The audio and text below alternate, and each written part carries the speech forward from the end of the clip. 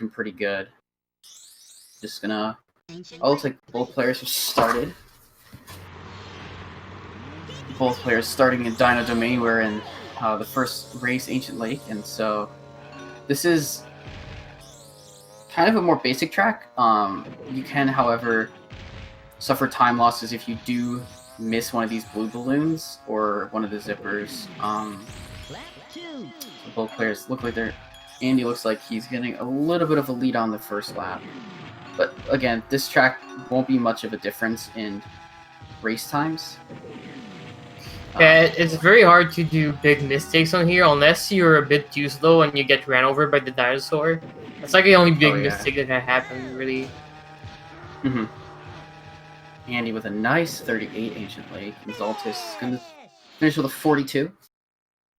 So we do see a couple of seconds separation here as we head into Fossil Canyon, one of the more difficult early car tracks in ATR when we start in Dino Domain. Yeah, for sure. This one is a lot harder than the other tracks in the early game, in my opinion, because you have not only the physics are a bit weird, but you have to do canyonless, which saves like a lot of time if you do it properly over just driving normally. But the canyonless is not something that is easy to get down. Like even myself, I missed it earlier. So yeah. Canyonless would be a trick where the players would go into the, I guess, cave little tunnel section, and when you see the balloons there, you'll do 2 quick drifts to pick up the blue balloon, like Xaltis just did here. So it's good to see, her attempting Canyonless at, she's a rather new player, and most players don't pick up Canyonless for a while. Yeah, Andy not even going for it right now, I think. No, Andy. I didn't see him go. Yeah, because if you mess up, it loses more time than it saves for sure. So like, if you're not used to it, it might be better not to go for it. But I appreciate when people do go for it. Yeah, I definitely do as well. It's good to see players trying new things out that they're not necessarily used to. Oh, and Andy with a bonk here. Yeah. So sometimes the physics, you wanna the little water pound on the right there. If you hit the slope in a way, you're gonna fly in the air, and in the air you lose less speed. But if you hit it in a certain angle, it sometimes just throws you into the wall, and that's what happened to Andy. Yes, indeed. But she's still having a nice little time here. Jungle Falls is a shorter but kind of technical track. A lot of precise movements like pond jump. Yeah, a lot of opportunities to lose time by bunking or falling in the water as well. Yes, the bridge section can cause trouble for players. So here I have Andy going for the out of bounds. I do remember Andy does a 2 balloon strat to get out of bounds on Hot Top. Most players will opt to just take the first balloon and boost right away. And then depending on whether you're going for fast strat or safe strat will determine if you use that boost right away or not. So we're going to see Xaltis here go for the out of bounds as well. She gets it. Yeah, the balloon is like the standard strat that we use for a really long time. And the advanced strat that you saw me do earlier, which is using the zipper a bit further down the track.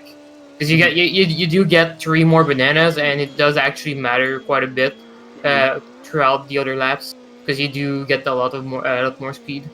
Yep. So Andy finishing with a 57, and it looks like Xaltis having a bit of trouble. I don't know if she knows exactly where to clip back out over there, so she's gonna finish up this lap in bounds. And as Andy moves into Whale Bay, into the Sherbet Island trophy. So he's on Whale Bay, the first hover track, and you're going to see Andy moving back and forth, which is a technique that we call snaking, which, when you're in the hovercraft, when you're turning, you actually gain a little bit of speed. And so we determined that if you're turning back and forth constantly, you'll be gaining a lot more speed than if you just didn't do that. But it is a bit of a tricky technique to get down. Let's see here if you can grab that balloon. Andy did grab the balloon there. But he does a bit of an interesting strat with going for kind of more of the time trial approach for turning that corner instead of going for the blue balloon there, which makes him having to grab that balloon all the more crucial. But he did get it, so he got a nice 54, I believe that was. Yeah, I personally think it's way too risky to skip that balloon at the beginning of the lap. Because like that one balloon at the end of the lap is actually really hard to get while being with all the speed that you have from the zipper right before. Like, you have to turn into it just perfectly, otherwise you miss it, and then if you don't get the other one as well, you just basically spend an entire lap without any blue balloon, and it's actually like, it's probably like a good 2-3 second loss easily. Andy with a nice 19 lap to start here on Pirate Lagoon. One of my favorite balloon race tracks. It's very much about getting your turns down and taking this last section very well. So he got a 19 lap and an 18 lap. But so mainly primarily about getting really nice boosts and squaring up for hover. For oh my gosh, he is flying! He's flying, everybody. He flew in between two AI and right past the Yours Lake. That was insane. 55 Pirate Lagoon. I have no clue if that's an ILPB, but my guess is it probably is. I actually don't know. 55 is pretty good for sure. 55 is really good. Yeah. He's definitely playing a bit better now that he's had a whole race. He's a bit more warmed up, it looks like. Because he did struggle a little bit on those tracks in the race against you. Yeah, warming up is really important for this game because you have to do so many inputs. Yes. It's not just about necessarily warming up just like the difficult tracks, but even just doing more basic. Oh no, Andy. So that zipper, that second zipper on Crescent Island that he's on, is a bit tricky because there's a bump texture kind of right in front of it and a bit like to the right, and Andy kind of just drifted right over the zipper. As Xaltis is finishing up. Pirate Lagoon, she's getting at a 108, so 108 is still a pretty good time. Yeah. So. For sure. I mean, Pirate Lagoon is just very technical in hover, and hover itself is technical. Yeah. And just getting the step of getting sub-hour time, sub-minute time on it is just really hard. And then every second after that is even harder. Yeah, I can attest to that. Like the first sub-1 Pirate Lagoon I got took quite a long time to get. And it's still difficult even to still get. So Andy's gonna use the thing of chaining the balloon into that zipper. Last race, he actually had a really nice chain. He actually chained the balloon zipper, and he actually made it all the way to the second zipper pretty much almost directly in the air after grabbing the balloon. It was quite insane. Yeah, he did. Oh. So luckily he actually used his balloon there to get past the AI. A bit of a actually rather smart move. He's gonna get a 45. Yeah, pretty good for Treasure Cave. It's a very volatile track with the AI, and the physics are very weird there. Especially going up the little hill to the tunnel where the balloons are. It's really hard to actually go where you want to go because it's just gonna push you. Sometimes it pushes you to the right, sometimes it pushes you to the left. It's kind of weird. Yeah. And the balloon is like dead middle, and the game really does its hardest to try to push you away from it. Yeah. So here we have about a 1 treasure case difference. So I say somewhere about 45 seconds to probably about a minute difference between the two players right now. Andy kind of flying around and doing a really good job on Everfrost. 24th first lap. Ideally on Everfrost Peak, you want to really only hold A or tap A on the first part of the level. And then you can just chain barrel rolls and boosts all the way around the track. So It's definitely a bit of a tricky track. It is the first inbound plane track of ATR, at least from Dino First. So we see. It's just, as you can see, there's some part of the trackers of the FFR speed is just very narrow, and you want to boost. You're always going super fast if you're doing everything correctly, and on top of that, you have to barrel and stuff, and it's just like there's so many opportunities to just bonk. Yeah. I don't think Andy had a single bonk there. That was a nice bonk. Was 115 Everfrost. Yeah, it was a bit spaghetti, I would say. Yes. Like going all agree. over the place, but at least no bonk. It could have been much worse. Definitely.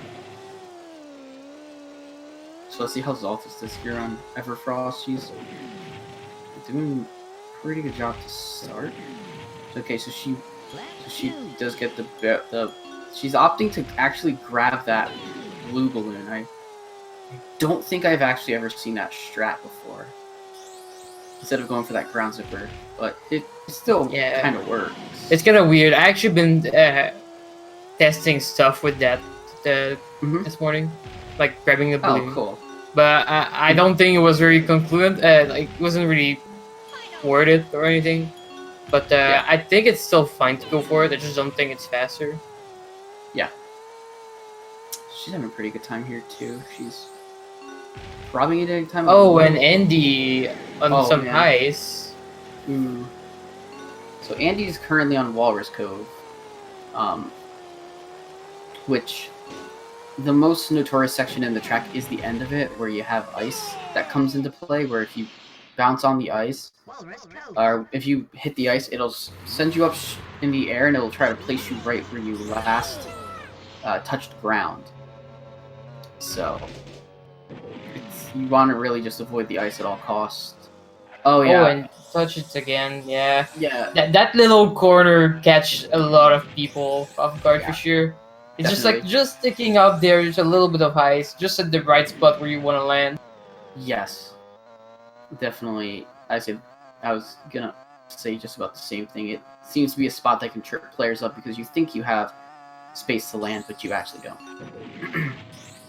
So Andy now on Snowball Valley, very fast, the fast car track in Snowflake Mountain Trophy.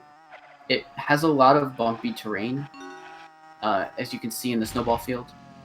And a lot of really annoying snowballs. Yeah. Snowballs that like to squish you unless you have a shield. So Andy unfortunately missing the balloon on all 3 laps. It really cost him a few seconds here. Ooh, and a bonk on the igloo.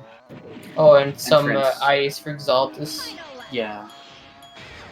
Oh, and a spike ball. And a spike it was just around the corner. It was kind of hard to see. Yeah. Definitely seemed like it would be difficult to see. Especially sometime, TT's head actually is really good at hiding stuff in front of him. Oh yeah. Oh my goodness. Like I couldn't agree. Especially if you have like some camera that's closer than this. Mm-hmm. Like you just don't see stuff in front of you sometimes. Yeah. So now we have Andy on Frosty Village, one of the more laggier tracks, and quite a bit of the reason that we don't have music on for the runs. This music helps. Our music ends up creating lag in this game, and it's extremely bad on this course with the snow effect that you'll see in the forest area, and pretty much just in the non-cave sections. Yeah, so lag is a big deal because zippers, for some reason, the speed that you get from them depends on how much lag there is, and the least lag there is, the more speed you get. And so by removing the music, we do actually have less lag, and so we get better boost overall. Yes.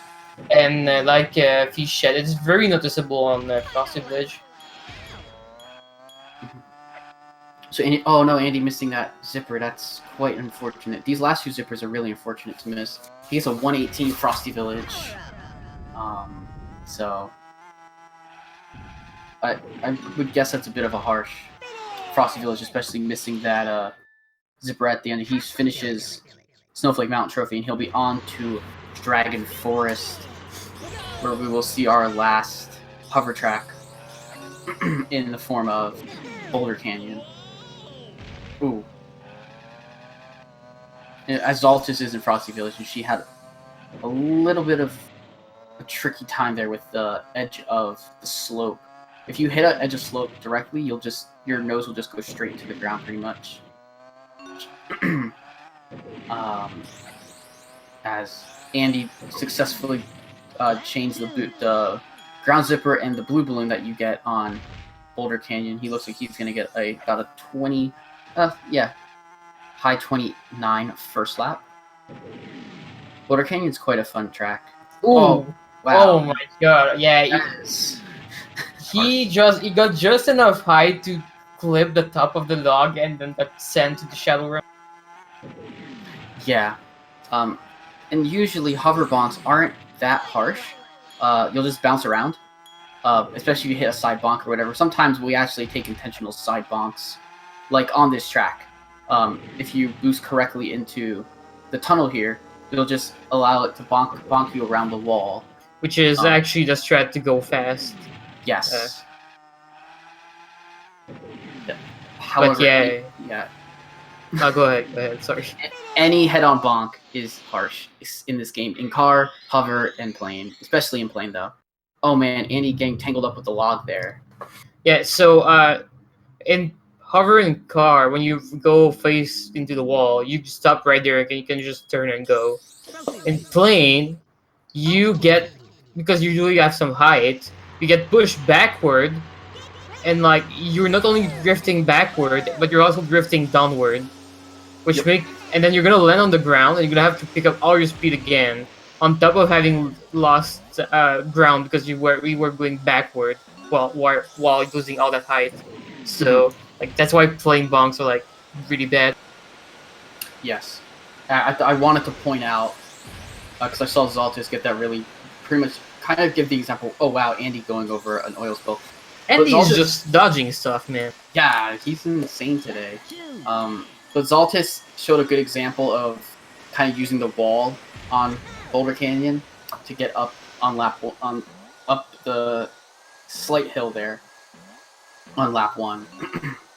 But Andy's having a nice time on Greenwood Village, one of my favorite kart tracks in the game. It's got a lot of sharp turning, and it really kind of tests your drifting abilities, especially in this S-bend section that Andy's going to take right here, which he takes the nicest. Gonna finish for 114. And Xaltis on lap 3 of Boulder Canyon. Nice boost chain there. She's gonna now take this final palace jump as Andy's on to Windmill Plains. Does he go for the out of bounds? No, he does not. Oh, okay. Yeah. He said, I said that just as he used the balloon. But no, Andy doesn't do the Windmill Plains out of bounds yet. He has a really good time without using it, though. For sure. So, whenever he ends up incorporating that into his runs, he'll easily hit the 26 mark. So I guess to explain why some people would not do the out of bounds, it's actually extremely tricky. And if you miss it, you're basically facing to the wall and you lost like 8 seconds. Oh yeah. Because it's so hard to, continue on your way. And not only that, you can't really retry it. No. Well, you can, but it's like not a good thing. Yeah, most players, when they miss it, they'll just go and do the track inbounds for that lap, and then they'll try again on the next lap. And I think after lap 3, it's not a giant time save. It can still save some bit of time on doing it inbounds if you go out on lap 2. Yeah, on lap 2, I think if you have not lost that much time, you might be able to save like 5 to 10 seconds still. Yeah. Over the like 25 you would have saved otherwise, but yeah. Andy's still getting a 135 on an inbounds Windmill Plains, which is actually pretty good. Xaltis gets a 120 on Greenwood Village. She's going to move on to Windmill Plains herself. I am actually unsure if she does the trick. Most players who are at her kind of at the beginning level don't necessarily know how to do the trick. Or I'm they pretty find it sure difficult. she knows how, but I And- don't think she will go for it. Yeah. Okay. So yeah, what players will do, just to kind of explain how the out of bounds will work, is that instead of going down into the section where the waterfall is, the players will have a balloon stored, and once they go through the zipper, they'll kind of turn a little bit and boost, and then they'll barrel roll. And the way you want to barrel roll will help you clip out of bounds. Like, so you're kind of just combining a lot of speed to clip above the terrain. Because Andy's in Haunted Woods, and he finishes up. That course is it's a really short track. It's got a bit of wonky terrain. And really the key parts that people tend to lose quite a lot of time on is chaining the last two zippers together, as well as flying down the hill. As Andy's now in Future Funland, and he is doing Space Dust Alley, considered one of the hardest tracks in all trophy races. And you can kind of see why. There's quite a lot of places to bonk, and there's not that many backup balloons and stuff. Like Everfrost, you can have a bit of a bumpy ride and kind of be all over the place. And because of a lot of balloons and places to boost, you can kind of save yourself quite a bit. But on Space Dust, it's not quite that easy. Oh, that's a bit of a harsh bonk on the pillar, but the balloon was actually there to be a backup to save Andy. As well, now that it's still about a 4 or 5 lap difference between them. Oh no, that's wow. Very harsh bonk. Yeah, that bung was something. Yeah, those are the plane bonks we were talking about. Yeah. The archways in this track, especially more at the beginning, are big causes of bonks. Because you can, like, even if just a little bit of your plane will clip the wall, you'll just lose all your momentum. Like you can look like you have it, but your angle will be just off. So Andy's gonna finish up here with about a 140. No, definitely better than that. 140. Zaltish mixing up the Grand First trophy, so about a track and a half difference, be a little less. Yeah. But the Space Dust tracks are Future Funland tracks rather are pretty long. So Darkmoon being the longest one. Yes. So this is Darkmoon Caverns, which is, I suppose it's your favorite. I don't know if it's your complete favorite track, but it's definitely one of the tracks that Obio's really strong at. I mean a lot about it, but I do really enjoy it. I'm not sure if it's my absolute favorite, but it's one of my, I would say, top 3 for sure. Yes, I can agree to that. You so beautifully showed off loop skip for us. Oh yeah, in the race. I was glad I got it.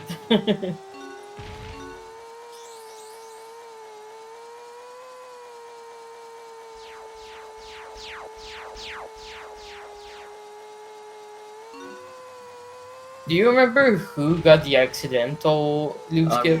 Rain Raider. Oh yeah, he hit an oil slick, and he just kind of spun into the out of bounds, and he just continued the whole right, and he actually finished out of bounds. Yeah, that's actually exactly how Giz discovered that. Yes. That's crazy. Mm-hmm. So Andy's gonna finish with about a 143, 144 on Darkmoon. I don't think he's on quite as good pace as he was last time. It's close. So we'll I'm not sure. I mean, no, I think he's actually on good pace. He's on good pace? Because, yeah, Star City would maybe be 120. And Yeah. then spaceport should be about a minute for him, I think.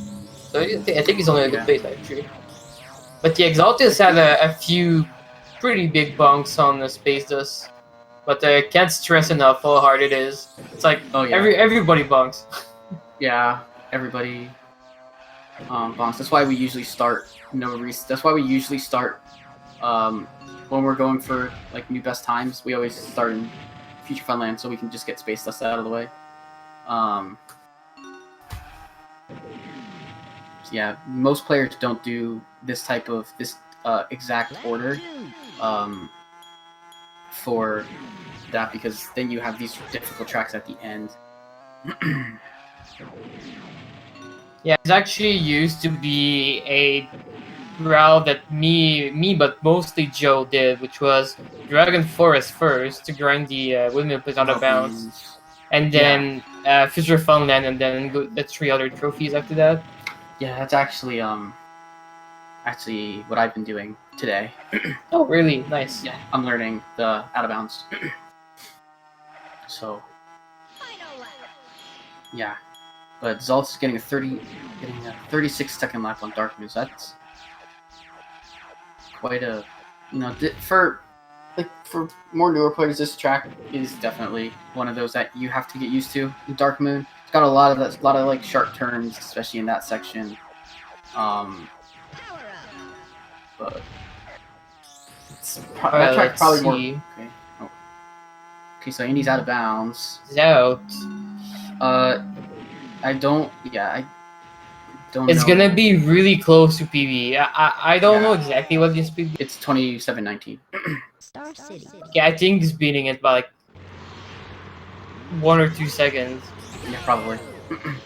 As long as he takes this pretty sharp. Yeah, he should actually beat this. I don't know. He has, ooh, it's a really wide lap, but that's still fine. Yeah, he's gonna beat this. Andy's gonna. He has a good ending. He's gonna PB. Yeah. Oh, I don't know. Yeah, this will be close. Come on, sharp turn, sharp turn. It's gonna tie it. He's gonna tie it. No, he's gonna tie it. No, he's 1 second off PB. 27:20. Oh man. Yeah. Dang, that was really close. Good job, though. Good job, Andy. Yeah. So he actually improves his race time now with that run. But so that was nice to see from Andy. So close. You can actually take that section very sharp. It's amazing when I watch players who know what they're really doing. Oh wow! Oh, excuse me. That was 1 bonk and a half. Oh my god! That's the craziest bonk I've seen. She's actually doing the balloon strat that a lot of top players do. She'll grab the blue balloon that's kind of out. It's kind of out to the left here, and then she'll use it to chain with. She'll boost into this balloon, then she'll boost here, and she'll just drift around. So that's 132. I don't actually know if that's faster. I just know that that's what I was doing because it was faster for myself. Gotcha. And then some other people started doing it, but I think the other way might be faster. Yeah, I have no clue. It's kind of weird. It's a weird phenomenon. Sometimes you just follow what other people do. Yeah, I've seen more people get lower times with that boosting strat than with the other boosting strat. Good. I feel like it's just a bit easier because the other one you need to be extremely good at keeping your speed around corners. Okay, so Xaltis, she can turn up. Yeah, I don't know how much she knows this because I was watching her and it looked like she was taking a very kind of timid route.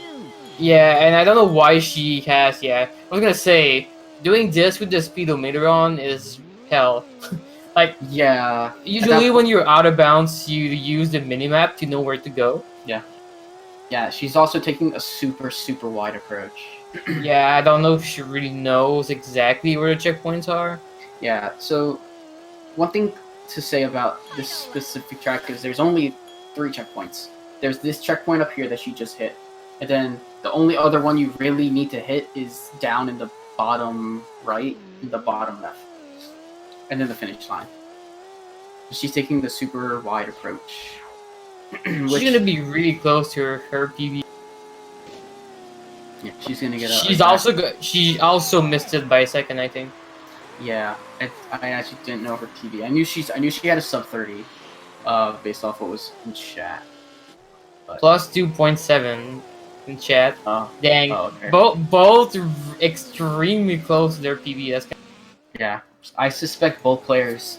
I think Andy sells. Yeah, Andy has one more race, so I suspect he'll be able to PB, and then Xaltis is gonna have another race at 6 against you. Yep. So I will. Oh, Andy. Well, Andy's already in here waiting for the interview. Andy can come up whenever he is ready, and then I will send the link for Xaltis.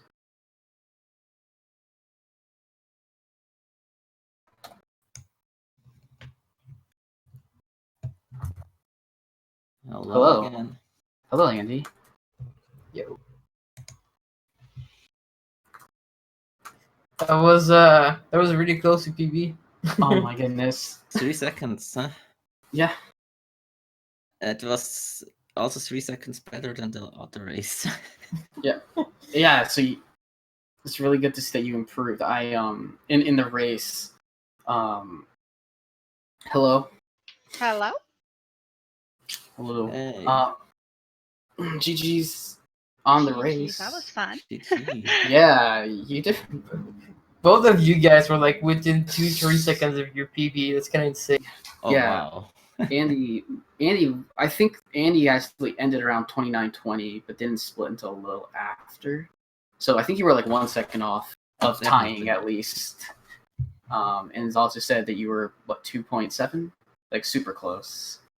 I can't stop thinking about that Pirate Lagoon. It Yeah, was dude. amazing. Yeah. So Andy got a 55 Pirate Lagoon, which It's by is far my best. super good. Yeah. Did you go nuts on? I think it was the second lap where you went in between two AI. Really? Like I don't know how, and On- you like barely missed one of the oil slick right after. It was like yeah. literally That treating was- the needle. So that was your lap. Payback for Yeah, that was your trolly AI in the first race that I had at times. yeah lap. But yeah, lap 3, you hit that boost. You got really fast boost. You actually that blue balloon in the castle on the right can be a bit trolly with hitbox, but you got it and you boosted over everything. It was so cool. Also, I'm 99% sure that my windmill planes was my inbounds PB. Oh, nice. Yeah, that was a really nice 135. Yeah, you had a bunch of really cool tracks, but there's one that wasn't so good. Was Border Canyon, bouncing Please. off the log. Please. And Yeah. Space Dust Alec. Yeah, Space Dust is a problem for a lot of players. But And yeah, for some that reason, Dark Moon was a best split. I have no idea why. Mm. But yeah, the log sending you to the Shadow Realm was quite something. Yes. I gotta go back and see that. Yeah, it was really cool. And Xaltis had the craziest Star City bonk I've ever seen in my life. What happened? Why did it push me back? I was like, oh, okay. I don't know. I think there's just a weird corner spot there that you Yeah, boosted that's what right happened to into. me. I didn't know that was a thing. I was like, oh. Yeah, sometimes when walls look like they're rounded, they're not always rounded. They're actually pretty squared. They're like a little squared up. But you didn't Yeah, fall it's off the kind bridge, of right? weird. No. No, it's at the end. At She the can't be end, happy. she was chaining the boost there at the Because end. Yeah. I'm always so scared of that happening in Oh, races gosh. like this that Mhm. to embarrass myself. I just It never happens knew to it was all a of thing, us. so I was like, I'm fine. Yeah. No, didn't get off the bridge, and yeah. It was kind of weird. It's kind of like really hard. Mhm. I was practicing it, but I kind of flubbed it a little bit. Mhm. Can't really think of any other courses. I go to Dragon Forest and I go to Yeah. Future Funland. Nice. Yeah, that's great to. Are That's you great. using any out of bounds, Xaltis? Yes. Huh? Are you using any out of bounds? I only do Hot Tub Volcano and Spaceport Alpha. I don't really know windmill planes. That's okay, but that means to have the Japanese version. That's nice. Yeah, I I mean, just haven't learned it yet. Mhm. people don't go for it for a reason. It's it's pretty Yeah. dumb, and Yeah. there's no need to bother with it until a certain point. I feel like Yeah. so it's definitely okay. The way- I thought about using it in these races, but I'm not very good at it right now. yeah. A previous PB had it, but my Mhm. current one is from a race like this and doesn't. I can Oh, easily okay. get 26 without it. Yeah. Yeah, because I did mention that. I said if Andy uses the out of bounds, 'cause I actually didn't know your experience with it, but yeah, you easily can get a 26. Like you're really good at this game, so. Yeah, I used to say to people to not do it until they have a 26. So it's I'm not definitely listening. possible to do it. Yeah, because there's a lot that you can be working on to drop your times down towards 27, 26 without using windmill planes. Yeah, and those things are a lot easier than that out of bounds for sure. A lot more Yeah. reliable. Definitely. Trying to think of some courses I had that weren't that good, but I can't really think of too much that I thought at least gave me that much trouble. Mm-hmm. Yeah, Besides getting hit by items on, I think, Fossil Canyon and Walrus Cove. Got hit by spike balls. Yeah. Oh, yeah. Classic Spike balls AI are troll. classic. The Walrus Cove was my fault. It was like right in front of me, and I just drove straight into it. I was like, oh, whoops. Yeah, we thought that it was a bit hidden around the corner. Yeah. I think Fossil Canyon was like right after the lake pond, whatever the lake jump or whatever. Oh, right I after got hit. inside the cave after I pond think jump. so. And I was just like, oh, Yeah, whoops. that happens. Yeah, sometimes they put stuff right at the little drop, and like Mhm. you just can't see it. It's just like you always hope that there's nothing, but like there's always gonna be that one race in like 50 where they actually drop something, and then you Yeah. just drop on it. Yeah, I've noticed there's certain tracks where things are a bit more predictable as to where the items are going to be. Like for instance, Greenwood Village. There's like kind of a spot that we know there's going to be maybe oil slick in a mine at lap 2, and a lot of it can have to do with AI's placement when you use items. I'm not sure if it's 100% proven that us using items incentivizes the AI to use theirs or You not. can play believe it jungle is. falls and Oh, okay. watch them use the shield when you use an item. Oh yeah, AI uses shield regardless, but yeah, if you use it, maybe more of them will. That's always something on Jungle Falls. Was that me? I have somewhere a highlight on Twitch where they hit me with the shield and throw me into that little pond there. Oh yeah, that's happened to people before. That's Yeah. always awful. That's a huge time. That's just a huge loss. Yeah. It's crazy how you can hit it once and you just kind of get stuck on him and it just keeps hitting you because you're stuck on him and just like this loop of getting hit by the shield and into the pound and then you just lost like 10 seconds. Yeah. And basically there's nothing you can do about it. Definitely, there's not much you can do. Oh, that was a fun race for sure. GG's, Andy. Yeah, GG. And I think I'm just going to keep practicing until my next match, which is coming up soon. Yes, you're Yes. doing the back-to-back, just like me. Yeah. Yeah, so I guess we're gonna be back in 15 minutes for the race. About 15 minutes or Basically. so. So yeah. See you guys and yeah, stay tuned if you want to see more DKR. You always want DKR. Always more DKR. Alright, so we'll talk to everyone later. See you. Yeah. Later. See ya.